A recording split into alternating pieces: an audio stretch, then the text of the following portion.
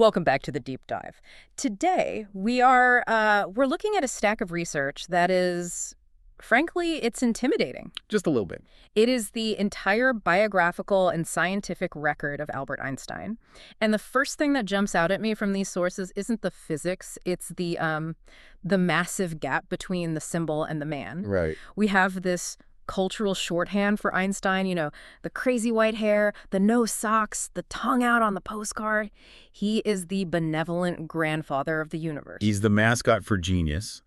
He's the guy on the Baby Einstein DVDs. He's a caricature.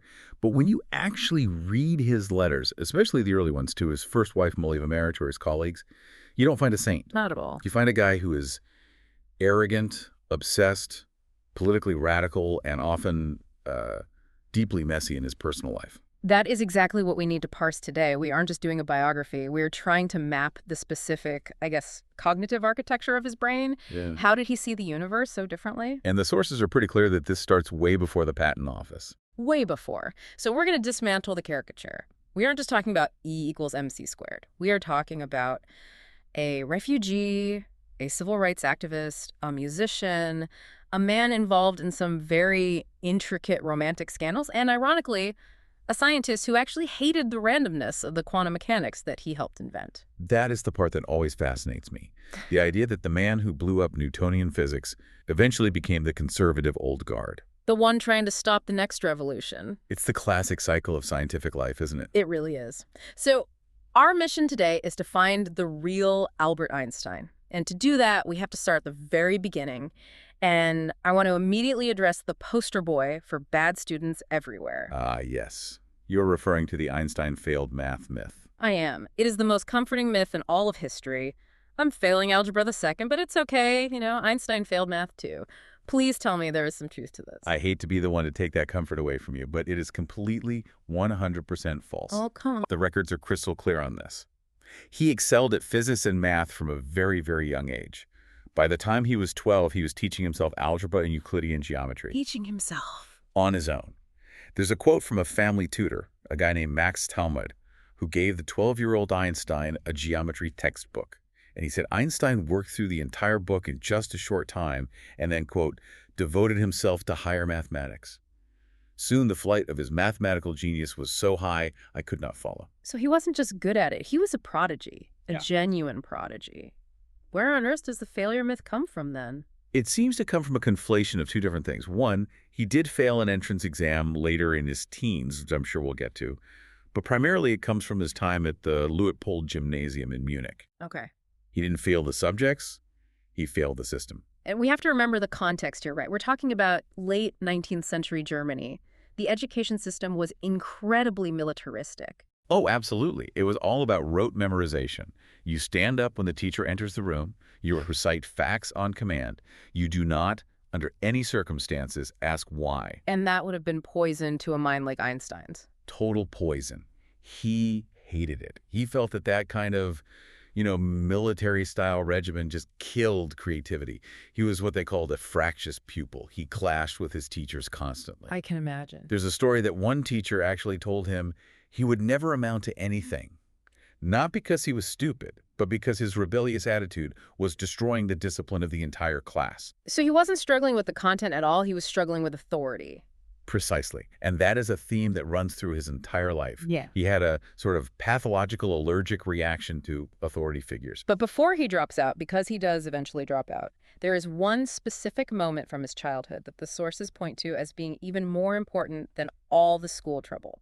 It's the story of the compass. It's a famous story, but I think people often miss the true significance of it. He's 5 years old, sick in bed, and his father, Herman, hands him a standard pocket compass to play with. And most kids would just treat it like a toy, right? You spin it around, the needle wobbles back and forth. It's fun for 5 minutes, maybe. Exactly. But Einstein freezes. He sees that the needle is behaving in a very determined way. It always, always seeks north. No matter how he turns the case, the needle corrects itself. And he realized in that moment that the needle was interacting with something he couldn't see. Something he couldn't touch, couldn't hear. He later described this experience as a trembling. He realized that something deeply hidden had to be behind things. And that phrase, something deeply hidden, that is the key to his entire scientific career. You have to understand, Newtonian physics, which was the absolute law of the land at the time, was very much about contact forces. Billiard balls hitting billiard balls. Right. Gears turning gears. You push something, it moves. But the compass suggested something else entirely. It suggested a field, an invisible structure to reality that permeates empty space. So at 5 years old, he's already intuiting field theory. He's already looking for the invisible geometry of the universe rather than just the objects moving within it. He is. And that absolute refusal to accept surface-level reality is what eventually leads him to tear down Newton's entire universe. Yeah. But let's get back to the timeline. He's a teenager. He hates his German school with a passion. What does he do? He pulls a pretty radical move. His family had moved to Italy for business. His father was in the electrical equipment industry, but Albert had stayed behind in Munich to finish his schooling. Right. But eventually, he just quits. He Yeah. gets a doctor's note saying he's suffering from nervous exhaustion, drops out of the gymnasium, and crosses the Alps to join his family in Italy. And then he tries to get into the Swiss Federal Polytechnic School in Zurich, the ETH. And this is where the failure actually happens. But again, context is everything here. He was only 16 years old. Exactly. The exam was intended for 18-year-olds. Yeah. And you have to be clear, he didn't fail the math or physics sections of the exam. He obliterated them. He did. The principal was reportedly stunned by his math scores. But he failed the general subjects like botany, zoology, and French language. Which makes perfect sense, doesn't it? He hadn't attended high school for those subjects. He essentially walked in off the street as a high school dropout and tried to pass a general university entrance exam in a foreign language. It's an incredible story. So the principal, being very impressed, advised him to go and finish secondary school in a little town called Aarau and then come back. Which he did. But there's another detail from this period that I found really surprising. At 16, he made a pretty drastic legal decision. He renounced his German citizenship. At 16, I mean, who does that? It's hard to overstate how big a deal that is, especially back then. He wanted to avoid the military draft in Germany because he absolutely hated that militaristic culture we were talking about. So for 5 years, from 1896 to 1901, Albert Einstein was stateless. No passport, no country. He belonged to no country Yeah. until he was finally granted Swiss citizenship. Mhm. It just paints this picture of someone who is fiercely, almost pathologically independent. He doesn't want to belong to a school system that tells him how to think, and he doesn't want to belong to a country that tells him who to fight. He is stripping away all the labels so he can just be a thinking mind. But that independence definitely came with a cost. He graduates from the Polytechnic in 1900, fully certified to teach mathematics and physics, but he can't get a job. The most famous physicist in history couldn't get a job. For almost 2 full years. It's actually kind of sad reading the letters from this period. He applied for teaching positions and got rejected, one after the other. He was passed over for university assistant jobs because his professors at the Polytechnic found him arrogant. One professor, Heinrich Weber, actually told him, "You're a smart boy, Einstein, a very smart boy, but you have one great fault. You do not let yourself be told anything." The classic double-edged sword. The same trait that makes him a genius makes him completely unemployable. Exactly. So he was essentially unemployed and broke. He was tutoring students on the side for, pennies. Eventually, the father of his good friend Marcel Grossman pulled some strings and got him a job interview. At the Swiss Patent Office in Bern. The famous patent office job, assistant Yeah. examiner, level 3. It just sounds so bureaucratic and boring. Like the place where scientific dreams go to die. Just a guy in a stiff collar stamping forms all day. You would think so, but if we really unpack this, the research strongly suggests this job was actually the perfect incubator for relativity. We have to look at what he was examining every day. It wasn't just mousetraps and gravel sorters then. Not at all. Bern, Switzerland, in 1902 was a hub for the new electromechanical revolution. He was looking at patent applications for the synchronization of clocks over long distances. This was a massive practical problem at the time, right? Mm-hmm. Because of the trains. It was all about the trains. The trains were the internet of the 19th century.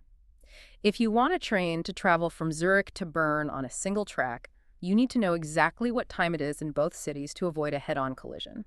Okay, so how do you synchronize a clock in Bern with a clock in Zurich? You send a signal, a telegraph signal. Right, and that signal travels at the speed of light.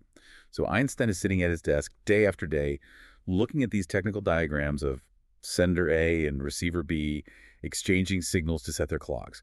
And he starts asking a question that the inventors themselves weren't asking. A much deeper question. He asks, What does it actually mean to say two things happen at the same time? Simultaneity. That is the breakthrough. Isaac Newton said time is like a master clock ticking universally for everyone in the cosmos.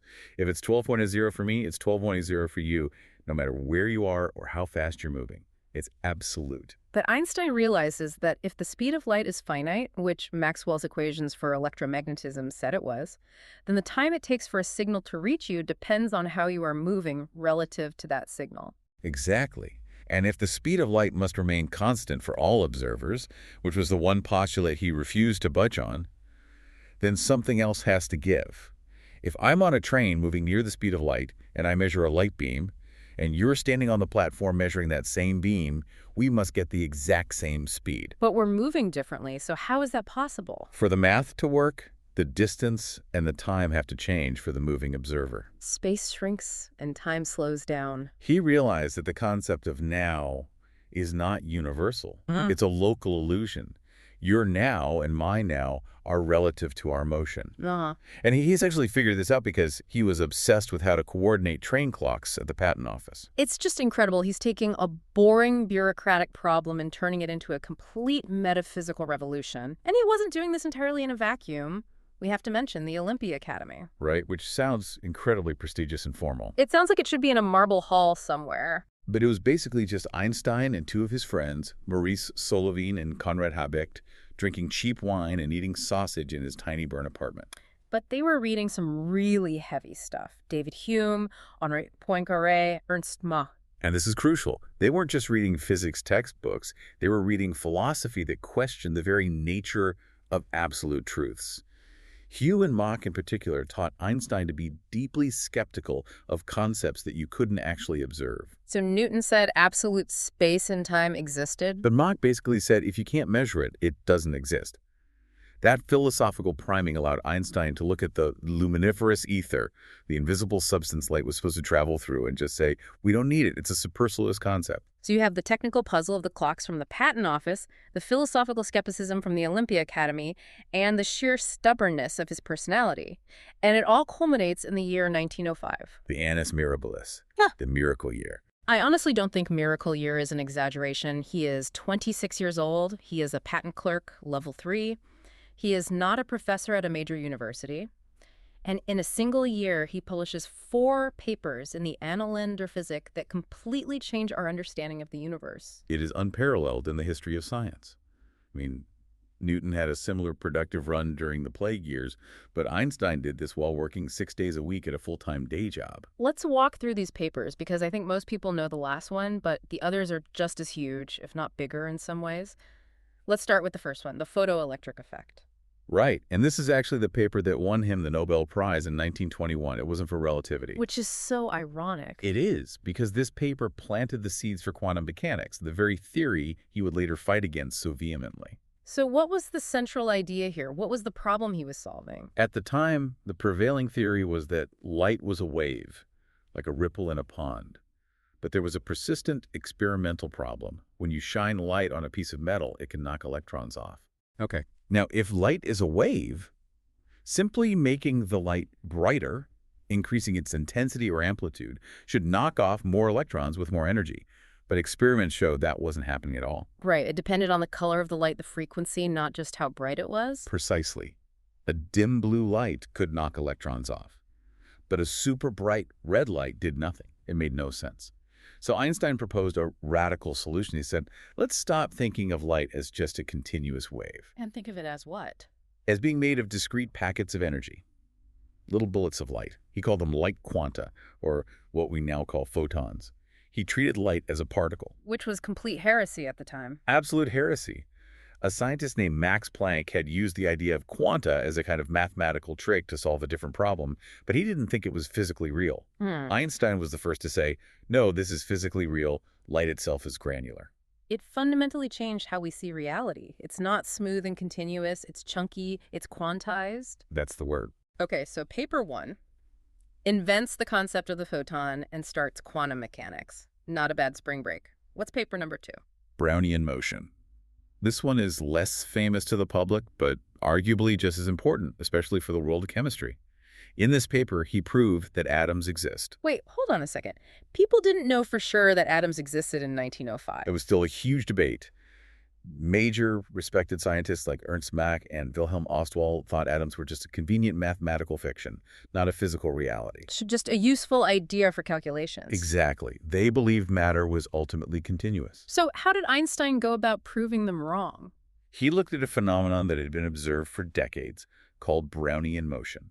If you suspend tiny particles like pollen grains in water and look under a microscope, the pollen grains dance around erratically. They just jiggle. Right. Einstein used statistical analysis to show that this jittery motion could only be explained if the pollen was being constantly bombarded by millions of invisible tiny particles, the water molecules themselves, hitting them from random directions. He made the invisible visible through statistics. Perfectly put. He even calculated the approximate size of atoms based on how much the pollen moved. It was the nail in the coffin. It ended the debate. Matter is made of atoms. So 2 papers down, 2 revolutions started. Let's go to paper 3, special relativity. We touched on this with the trains and the clocks. This is the paper that reconciles electricity and magnetism with classical mechanics. And in doing so, it completely destroys the concept of absolute time and absolute space. This is where he lays down his 2 postulates. 1, that the laws of physics are the same for all non-accelerating observers, and 2, that the speed of light in a vacuum is the same for all observers. And from those 2 simple ideas, everything else falls out. Time dilation, length contraction. And as a sort of addendum, a few months later, E equals mc squared falls out of the math as well. Which is actually the 4th paper, right? It's almost like a postscript. Yes, there's a tiny 3-page paper titled, Does the Inertia of a Body Depend Upon Its Energy Content? And the answer, famously, was yes. The equation E equals mc squared means that mass and energy are just 2 different sides of the same coin. Mass is just congealed energy. And because c, the speed of light, is a gigantic number, squaring it gives you a gargantuan number. Which means a tiny amount of mass contains a massive, almost unimaginable amount of energy. This is the secret of the stars. It's the reason the sun shines. It's converting a tiny bit of its mass into a huge amount of energy every second. And tragically, it's the secret of the atomic bomb. The very same principle. So in 1 year, he redefines the nature of light, proves atoms exist, changes our concept of space and time, and unifies mass and energy. It is truly staggering. But while he is having this unprecedented intellectual explosion, his personal life is, well, let's just say complex is a very polite word for it. We absolutely have to talk about Mileva Maric. Mileva was a fellow student at the Polytechnic in Zurich, and in fact, she was the only woman in his physics program. Which tells you right away that she must have been incredibly brilliant just to be there in the 1890s. A force to be reckoned with. Absolutely. She was a formidable intellect. And they fell deeply in love. They were true intellectual partners. In his letters to her from this period, before and during 1905, Einstein constantly refers to our work, our investigation, and our theory of relative motion. This is a huge hot-button issue among historians, isn't it? Did Mileva Maric co-author relativity? It is a significant and very passionate debate. Some historians argue she was a full collaborator who did the heavy mathematical lifting, especially since Einstein himself sometimes admitted to struggling with the higher-level math. And what's the other side of the argument? Others argue she was more of an essential sounding board, someone brilliant he could trust to bounce ideas off of, who understood the concepts intimately and could check his work, but didn't originate the core theories herself. Where does the consensus seem to land on this? I think the consensus for now seems to be that while she is an absolutely essential intellectual support and a partner who helped him develop and check his work, there isn't concrete documentary proof like notebooks or drafts in her handwriting that she co-authored the central concepts. But it's fair to say that without her, he might not have had the stability or the intellectual sounding board to produce those 1905 papers. I think that's very fair to say. Yeah. But their relationship had a very dark and tragic chapter early on, their daughter, Lysel. Yes. In 1902, before they were married, Mileva went back to her family in Serbia and gave birth to a daughter named Lysel. Einstein was in Switzerland, working. He never saw the child. Never. Never once. The correspondence is heartbreaking. It shows she either died of scarlet fever as an infant or was quietly given up for adoption. She just vanishes from the historical record. Wow. Einstein asks about her in his letters. Is she healthy? Does she cry properly? But he never went to see her. It's a tragic, hidden part of his life that suggests a certain emotional detachment. And the marriage itself didn't last. They married in 1903, had two sons, Hans, Albert, and Edward, but by 1914, the relationship had completely imploded. It had.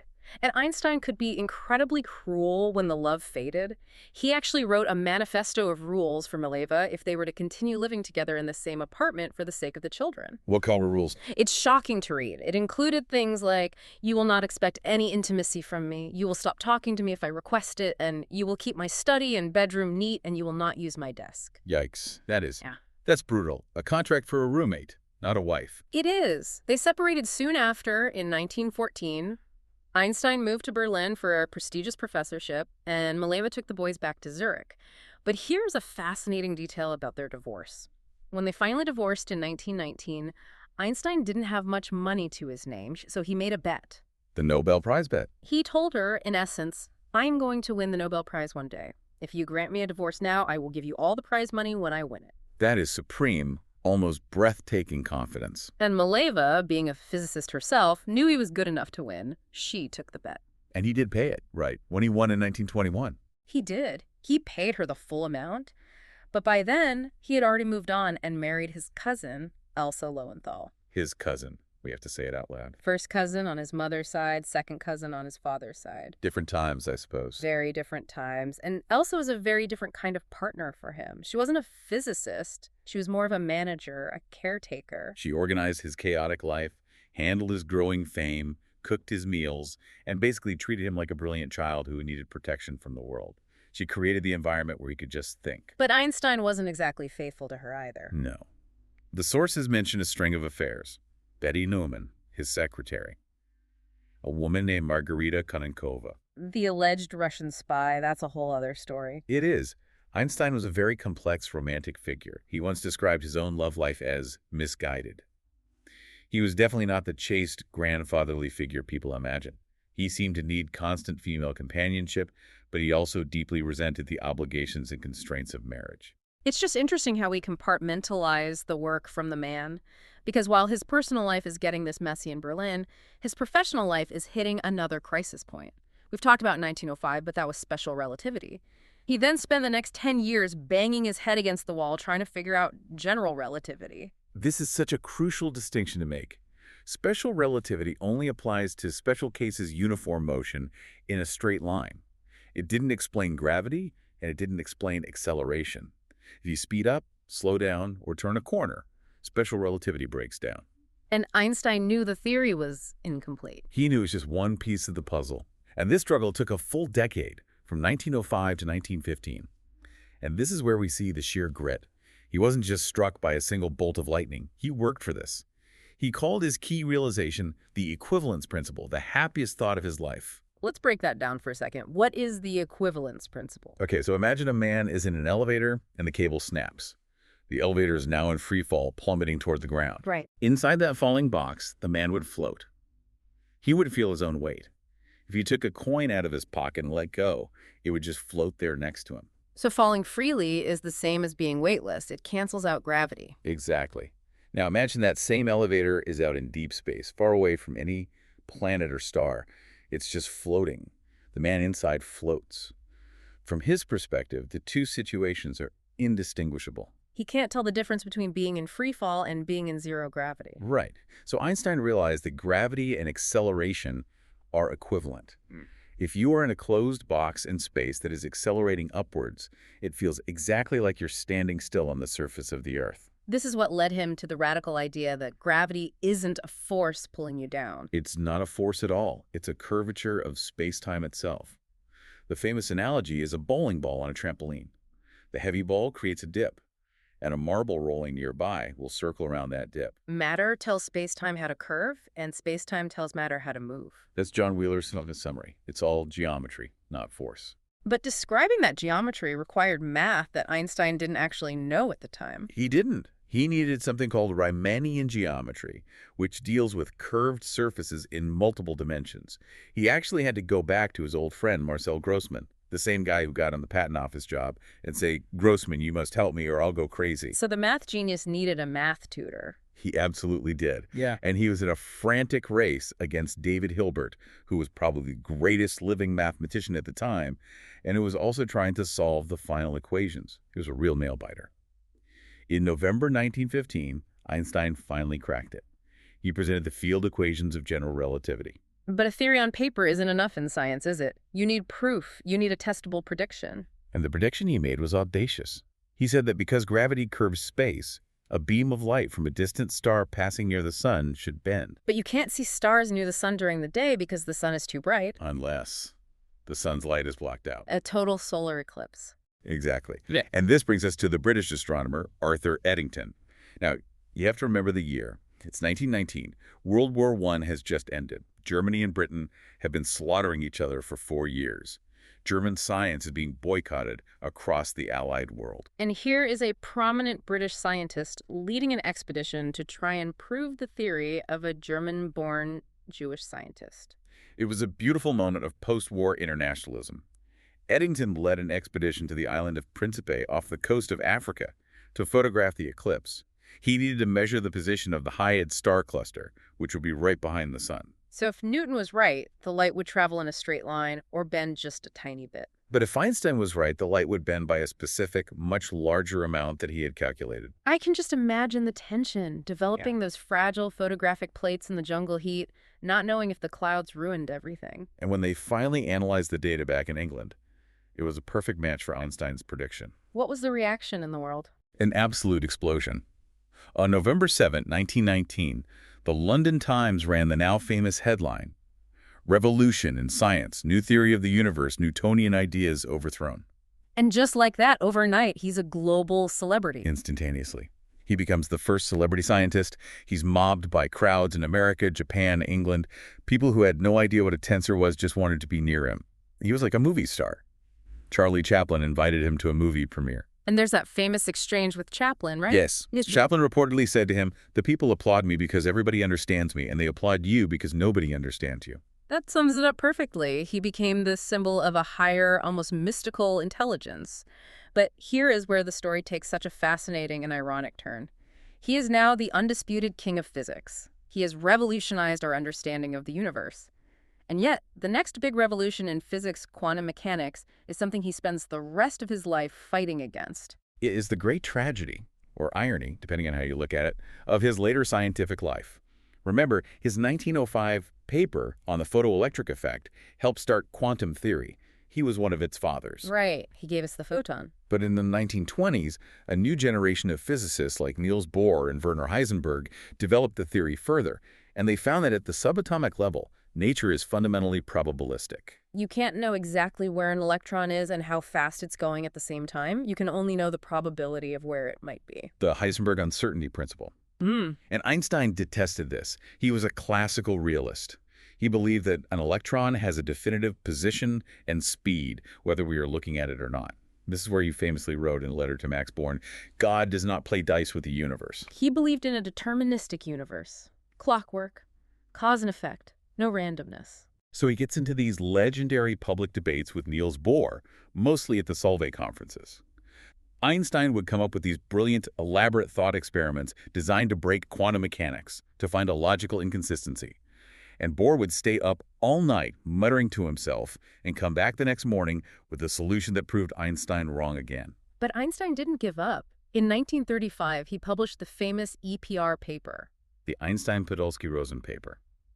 And this is where he weaponized the weirdest part of quantum theory against itself, entanglement. Okay, explain entanglement for us. The math of quantum mechanics suggested that two particles could become linked or entangled in a special way. If you then separate them by 1 billion miles and measure a property of one, say, its spin, the other one instantly snaps into the opposite state. Instantly. Faster than the speed of light. Faster than the speed of light, which seemed to violate his own theory of relativity. Einstein derisively called this spooky action at a He distance. thought it was absurd. Completely. He used it as what he thought was definitive proof that quantum mechanics must be incomplete. He thought there must be hidden variables we aren't seeing, local information that the particles carry with them. He was wrong, wasn't he? He was. Decades after his death, experiments by John Bell and others prove that this spooky action is real. The universe really is that weird. Entanglement is a fundamental fact of nature. We use it as a basis for quantum computing and quantum cryptography today. So he was wrong about the physics in the end, but his constant, rigorous challenging of the theory forced the quantum physicists to sharpen their arguments and understand their own creation better. Exactly. He was the greatest and most important critic the theory ever had. He strengthened it by trying to tear it down. Let's shift gears a bit to politics, because you can't talk about Einstein in the 20th century without talking about the world he lived in. He was a German Jew during the rise of the Nazis. And he was, from a very early age, an outspoken pacifist. During World War I, while other prominent German intellectuals were signing manifestos supporting the Kaiser's War, Einstein signed a counter-manifesto calling for peace and the United States of Europe. He was decades ahead of his time on that. But by 1933, his brand of pacifism wasn't really an option anymore. No. Hitler comes to power in January 1933. Einstein and Elsa were actually in the U.S. at the time, visiting Caltech. And he realized immediately, I can never go back to Germany. And the Nazis went after him hard. They knew he was the most famous Jew in the world, a symbol of everything they hated. They raided his summer cottage in Cape Hoth. They turned it into a Hitler youth camp. They burned his books in the massive bonfires in Berlin. They seized his bank accounts, his property, his beloved sailboat. There was a Nazi magazine that published a list of enemies of the regime with his picture on the front and the caption, Not yet hanged. Not yet hanged. This is chilling. There was essentially a $5,000 bounty on his head. He renounced his German citizenship for the second time, this time permanently, and became a refugee. He eventually settled in Princeton, New Jersey at the New Institute for Advanced Study. And this leads to one of the most consequential letters ever written in human history, the letter to FDR. It's August 1939. The war hasn't officially started, but everyone knows it's coming. The physicist Leo Szilard, an old friend of Einstein's from Berlin, realized that the recent discovery of nuclear fission meant that an atomic bomb was now theoretically possible. And he knew the Germans had the scientists and the industrial capacity to build it. He was terrified the Nazis would get it first, so he knew he needed someone with real clout to warn the president. He went to Einstein. And Einstein signed the letter to President Roosevelt warning that extremely powerful bombs of a new type may thus be constructed. He urged the U.S. government to speed up its own nuclear research. That letter basically kickstarted the Manhattan Project. It did. And for a lifelong, committed pacifist, this was a heavy, heavy burden to carry. He later said, "Had I known that the Germans would not succeed in producing an atomic bomb, I would not have lifted a finger." He called signing that letter his one great mistake. Did he work on the bomb himself? No. Yeah. This is a surprise to many people. The U.S. military actually considered him a security risk. The guy who warned them about the bomb was a security risk. How? Because of his well-known pacifist history and his socialist political leanings, the FBI had already started a file on him. So he was excluded from the Manhattan Project. He was stuck in Princeton working on his own theories while the bomb was being designed and built in Los Alamos. He didn't even know it was ready until the news of Hiroshima broke on the radio. That must have been a devastating moment for him. It was. He spent the rest of his life campaigning tirelessly against nuclear proliferation. He wanted a world government to control these weapons. That's when he made his famous statement, "I do not know with what weapons World War III will be fought, but World War IV will be fought with sticks and stones." He also used his considerable fame and moral platform for something else in his adopted country, civil rights. This is a huge and often overlooked part of his legacy. He arrived in America and saw how black people were treated, the segregation, the daily indignities, and coming directly from Nazi Germany, he recognized the smell of it. He called racism America's worst disease. He lived in Princeton, which was, at the time, a pretty segregated town. Very much so. And Einstein didn't just talk the talk. He acted. He joined the NAACP. He corresponded with and campaigned for W.E.B. Du Bois. And there is a beautiful story about the great opera singer, Marian Anderson. I read this in the source material. She came to Princeton for a concert. Yes, this was in 1937. She gave a stunning performance at the university. But the Nassau Inn, the fancy historic hotel in town, refused to give her a room because she was black. Unbelievable. Einstein heard about this and was apparently furious. He immediately walked over and invited her to stay at his home as his guest. Just come stay with me. And she did.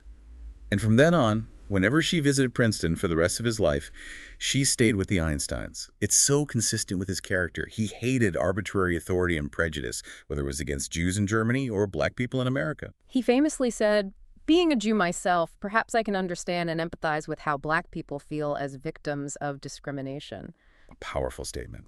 Speaking of his Jewish identity, let's touch on his relationship with Zionism and the new state of Israel. It was complicated. It was very complicated. He supported the idea of a Jewish homeland, specifically as a cultural and intellectual center. He was a huge fundraiser for the Hebrew University of Jerusalem, but he was culturally Jewish, not religiously observant. He famously believed in Spinoza's God, the God revealed in the lawful harmony and order of the world, not a personal God who answers prayers or intervenes in human affairs. And he was very wary of nationalism, wasn't he? Very wary. He worried about the militarization of Israel. He advocated for cooperation and a binational state with the Arab population. He didn't want the Jewish state to become just another nationalistic power, acting like the old European nations he had fled. But the state of Israel clearly revered him, so much so that in 1952, after their first president, Chaim Weizmann, died, they actually offered the presidency of Israel to Albert Einstein. Can you even imagine that? A theoretical physicist as president? So why did he turn it down? He was very self-aware about his own limitations. He wrote a beautiful, humble refusal letter saying he lacked the natural aptitude and the experience to deal properly with people. He knew he was a man of abstract equations, not practical diplomacy. And honestly, the prime minister at the time, David Ben-Gurion, was kind of relieved, wasn't he? There is a widely reported story that Ben-Gurion asked his secretary, "Tell me what to do if he says yes. I've had to offer the post to him because it's impossible not to. But if he accepts, we are in for trouble." Einstein was just too independent to ever follow a party line. Let's talk about those final years in Princeton, because there is a sense of scientific isolation that sets in. He became known as the great old man of physics. He would walk to the institute every day in his sweatshirt and sneakers. But scientifically, he was very much isolated from the mainstream. This is the era of his search for unified field theory. What was he trying to do with that? He wanted to combine the two known forces of his time gravity and electromagnetism into one single, elegant mathematical framework. He wanted one equation to rule them all. He wanted to, as he put it, read the mind of God. But he ignored the new discoveries that were coming out of particle physics, right? The nuclear forces. Exactly. Physics had moved on. They were discovering the strong nuclear force that holds atoms together and the weak nuclear force that governs radioactive decay. Einstein largely ignored them. He kept trying to unify just gravity and electricity. And he failed. He failed. He filled notebooks with complex equations that led to dead ends. He was seen as a bit of a tragic figure, a dinosaur, by the younger generation of physicists like Richard Feynman and Robert Oppenheimer. It's a bit sad. The great revolutionary becoming the relic. It is, but the sheer ambition is still inspiring. He never, ever stopped trying to solve the ultimate puzzle of the universe. Let's talk about some of his quirks in those later years. The violin, for instance. He loved Mozart. He carried his violin, which he affectionately named Lena, everywhere with him. He once said, "I often think in music. I live my daydreams in music." So it wasn't just a hobby. No, it was a cognitive tool for him. When he was stuck in a particularly difficult physics problem, he would play the violin to clear his mind. And he said that often the solution would just appear to him in the silence afterwards. And he was an inventor. I did not know about the Einstein refrigerator. The Einstein-Szilard refrigerator. Yeah. In the 1920s, early refrigerators used toxic gases like ammonia.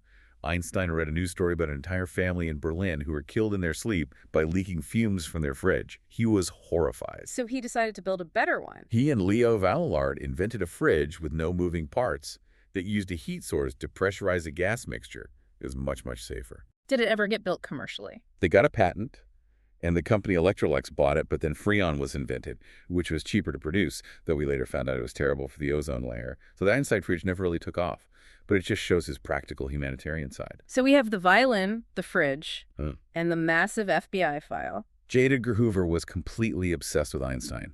By the time Einstein died in 1955, his FBI file was 1,427 pages long. What were they looking for?